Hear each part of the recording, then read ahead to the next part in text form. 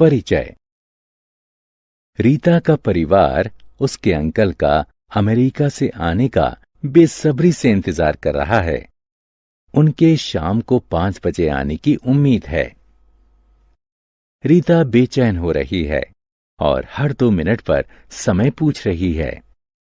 उसकी मां को लगा कि रीता को घड़ी देखने सिखाने का यही मौका है। इस पाठ में हम समय के बारे में विस्तार से सीखेंगे। आओ सीखें।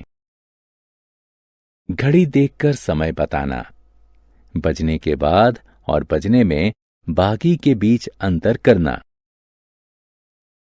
पूर्वाह्न यानी एएम और अपराह्न यानी पीएम का सही प्रयोग बताना, 24 घंटे वाली घड़ी का प्रयोग बताना, दिन, सप्ताह, महीने और वर्ष में संबंध बताना, अधिवर्ष यानी लीप ईयर की विशेषताएं बताना, 2 समय को जोड़ना, एक समय से दूसरे समय को घटाना, समय बताना। हर घड़ी में 2 मोटी सुइयां होती हैं। उन्हें घड़ी का हाथ कहते हैं। छोटी सुई घंटा बताती है और उसे घंटे का हाथ कहते हैं। बड़ी सुई मिनट बताती है और इसे मिनट का हाथ कहते हैं। यदि आप ध्यान से देखें तो घड़ी के अंकों के बीच में कई छोटे विभाजन होते हैं। एक घड़ी में ऐसे कुल विभाजनों की संख्या 60 होती है। प्रत्येक विभाजन 1 मिनट को प्रदर्शित करता है। पूरी घड़ी का एक चक्कर 60 मिनट यानी 1 घंटे में पूरा होता है। इस घड़ी को देखिए। घंटे का हाथ 4 पर है और मिनट का हाथ 12 पर। अतः समय हुआ 4 बजे। अब इस घड़ी को देखिए। घंटे का हाथ 11 पर है और मिनट का हाथ 12 से छठे विभाजन पर है। इसलिए समय हुआ 11 घंटा 6 मिनट। समय देखना। हमने अभी सीखा कि 60 मिनट का 1 घंटा होता है।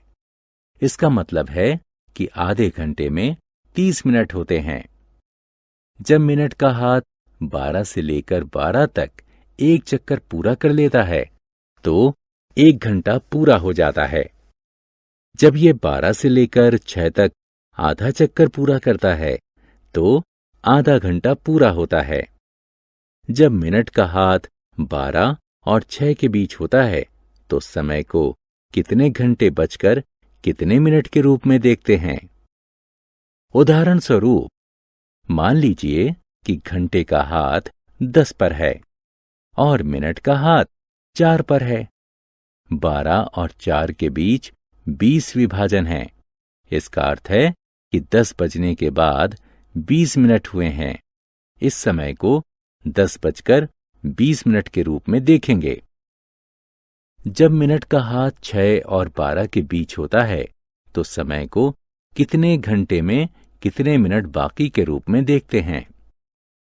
उदाहरण स्वरूप मान लीजिए कि घंटे का हाथ 8 पर है और मिनट का हाथ 9 पर है। 9 और 12 के बीच 15 विभाजन हैं। इसका अर्थ है कि 9 बजने में अभी 15 मिनट बाकी हैं। इस समय को 9 बजने में 15 मिनट बाकी है के रूप में देखेंगे। पूर्वाह्न यानी एएम और अपराह्न यानी पीएम। आपकी मां 5 बजे सुबह उठती हैं। आप शाम को 5 बजे खेलने जाते हैं। इसका अर्थ है कि घड़ी दिन में 2 बार, एक बार सुबह और एक बार शाम को 5 बजाती है। यह 1 से 12 तक हर घंटे के लिए होता है। ऐसा इसलिए है क्योंकि दिन में 24 घंटे होते हैं। घंटे का हाथ 1 से 12 तक प्रत्येक अंक को दिन में 2 बार छूता है। 24 घंटे के दिन को 12-12 घंटे के 2 भागों में बांटा गया है। पहले 12 घंटे रात के 12 बजे से दोपहर 12 बजे तक होते हैं। इस अवधि के समय को पूर्वाह्न यानी AM से निर्देशित किया जाता है। दूसरे 12 घंटे दोपहर 12 बजे से रात को 12 बजे तक होते हैं। इसे अपराह्न यानी PM से निर्देशित किया जाता है। 24 घंटे की घड़ी। 24 घंटे की घड़ी का प्रयोग करके AM और PM के प्रयोग से बचा जा सकता है। 24 घंटे की घड़ी 0 से लेकर 23 तक 24 भागों में बटी होती है। रात के 12 बजे दिन की शुरुआत मानी जाती है। इसे 00 घंटे से निर्देशित किया जाता है। रात के 1 बजे को 01 घंटे से निर्देशित किया जाता है। सुबह के 11 बजे को 11 घंटे से निर्देशित किया जाता है।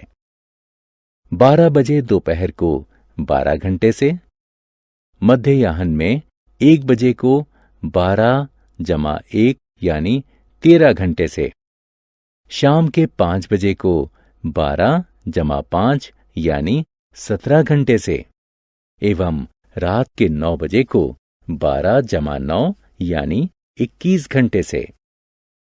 इस तरह दिन के प्रत्येक घंटे के लिए 0 से 23 तक अलग अलग अंक हैं। इसलिए AM और PM के प्रयोग की जरूरत नहीं होती है। घंटे और मिनट का जोड़। आइए अब दो समयों को जोड़ना सीखा जाए। राजू ने अपने विज्ञान का टेस्ट 1 घंटा 15 मिनट और गणित का टेस्ट 1 घंटा 20 मिनट में पूरा कर लिया। 2 टेस्ट देने में राजू को कुल कितना समय लगा? कुल समय की गणना करने के लिए हम घंटे को घंटे से और मिनट को मिनट से जोड़ेंगे।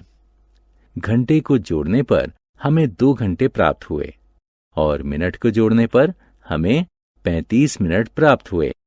अतः राजू को 2 टेस्ट देने में लगा कुल समय है 2 घंटे और 35 मिनट। घंटे और मिनट का घटाव। लतिका ने अपना हिंदी और अंग्रेजी का गृह कार्य 2 घंटे 35 मिनट में पूरा कर लिया। हिंदी का गृह कार्य 1 घंटे 15 मिनट में पूरा हो गया था। तो बताइए कि लतिका ने अंग्रेजी का गृह कार्य पूरा करने में कितना वक्त लगाया? हिंदी के गृह कार्य में लगे समय को हिंदी और अंग्रेजी के गृह कार्य में लगे समय से घटा दीजिए। पहले मिनट को घटाएं, जो कि होगा बराबर 20 मिनट के। अब घंटे को घटाएं, जो कि होगा बराबर 1 घंटे के। अतः लतिका ने अंग्रेजी का गृह कार्य पूरा करने में 1 घंटा 20 मिनट लिए। समय की अवधि। जिस समय अंतराल के लिए कोई चीज रहती है तो उसे समय की अवधि कहते हैं। उदाहरण स्वरूप मान लीजिए कि एक विद्यालय में दोपहर के भोजन का समय 11 पूर्वाह्न यानी AM से 11.30 पूर्वाह्न तक होता है। तब हम कहेंगे कि विद्यालय में दोपहर के भोजन की अवधि 30 मिनट है। लगभग समय। घड़ी को देखिए। क्या आप समय बता सकते हैं? अभी 10:30 नहीं हुए हैं, लेकिन यह 10.30 के बहुत करीब है। अतः समय लगभग 10:30 है। लगभग का अर्थ ठीक वही नहीं होता, लेकिन उसके बेहद करीब होता है। दिन, सप्ताह, महीना। समय सिर्फ घंटे, मिनट और सेकंड ही में नहीं मापा जाता, बल्कि दिन, सप्ताह और महीनों में भी मापा जाता है। सप्ताह में 7 दिन होते हैं। रविवार, सोमवार, मंगलवार, बुधवार, बृहस्पतिवार, शुक्रवार और शनिवार। एक वर्ष में 12 महीने होते हैं। जनवरी, फरवरी, मार्च, अप्रैल, मई, जून, जुलाई, अगस्त, सितंबर, अक्टूबर, नवंबर और दिसंबर। दिन, सप्ताह और वर्ष में संबंध। आइए दिन और महीने के बीच के संबंध को समझें। अप्रैल, जून, सितंबर और नवंबर महीनों में 30 दिन होते हैं। इनमें एक महीना बराबर होता है 30 दिन के। जनवरी, मार्च, मई, जुलाई, अगस्त, अक्टूबर और दिसंबर महीनों में 31 दिन होते हैं। इनमें एक महीना बराबर होता है 31 दिन के।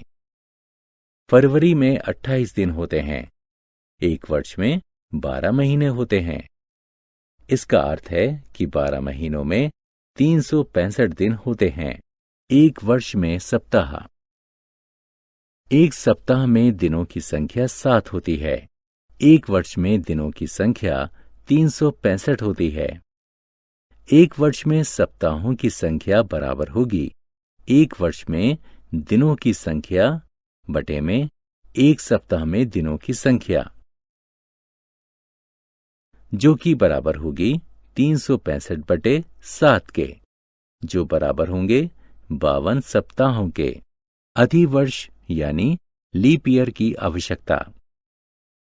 पृथ्वी सूर्य के चारों तरफ एक परिक्रमा 365 और 1/4 दिनों में पूरा करती है। लेकिन हमारे कैलेंडर में सिर्फ 365 दिन होते हैं।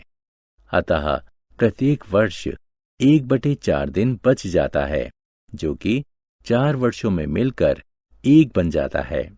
इसलिए प्रत्येक 4 वर्षों के बाद फरवरी महीने में एक अतिरिक्त दिन दिया जाता है। ऐसे वर्ष को अधिवर्ष यानी लीप ईयर कहते हैं। अधिवर्ष में फरवरी 29 दिन की और वर्ष में 366 दिन होते हैं। दिनों की संख्या की गणना। आइए बच्चों, दिनों की गणना वाला एक सवाल हल करें। अक्षत के विद्यालय ने 25 मई 2012 से 5 जुलाई 2012 तक गर्मी की छुट्टियों की घोषणा की। क्या आप बता सकते हैं कि अक्षत को कितने दिनों की गर्मियों की छुट्टियां मिली? मई में 31 दिन होते हैं। इसलिए गर्मी की छुट्टी में 25 मई से 31 तक के 7 दिन भी शामिल हैं। 1 जुलाई से 5 जुलाई तक के 5 दिन भी गर्मी की छुट्टियों में शामिल हैं। अतः अब 7, 30 और 5 को जोड़कर गर्मी की छुट्टी के कुल 42 दिन की संख्या प्राप्त करो। हमने क्या चर्चा की? एक घड़ी में 2 हाथ होते हैं, घंटे का हाथ और मिनट का हाथ। घड़ी का एक पूरा चक्कर 60 मिनट या 1 घंटे में पूरा होता है। एक दिन में 24 घंटे होते हैं। ये 2 भागों पूर्वाह्न यानी एएम और अपराह्न यानी पीएम में विभाजित होती है। हम 24 घंटे वाली घड़ी का प्रयोग करके पूर्वाह्न यानी एएम और अपराह्न यानी पीएम के प्रयोग से बच सकते हैं। समय की अवधि के दौरान जो कुछ भी रहता है, मौजूदा समय की अवधि कहा जाता है। एक वर्ष में 365 दिन यानी 52 सप्ताह और 12 महीने होते हैं। अधिवर्ष यानी लीप ईयर में 366 दिन होते हैं। अधिवर्ष में फरवरी 29 दिन की होती है।